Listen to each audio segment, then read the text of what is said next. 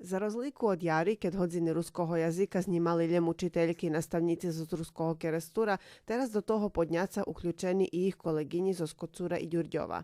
Znімanje hodzinnog ruského jazyka organizuje i koordinuje Nacionalni sovjet Rusnacoh.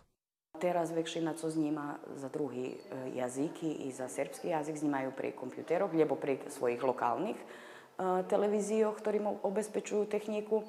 My, nažaľ, nemáme Rusnáci ani jednu lokálnu televíziu, ktorá by pristala takú ohromnú robotu robiť, bo to nejste bar veľa i čas odbera, i techniky, i veľké angažovanie. Takže sme odlučili, že by sme angažovali svojich znímateľov, ktorí majú potrebnú opremu.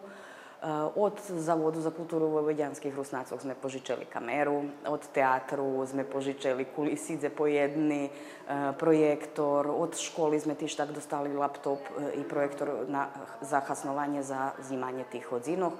Hodziny še znімaju u školi Zamok, poneže tam šljebodni učalnje, a učiteljki i nastavnici, ktorí nežadajú stanuc pred televizijnu kameru, môžu ich znімać i sami u svojim obiscu.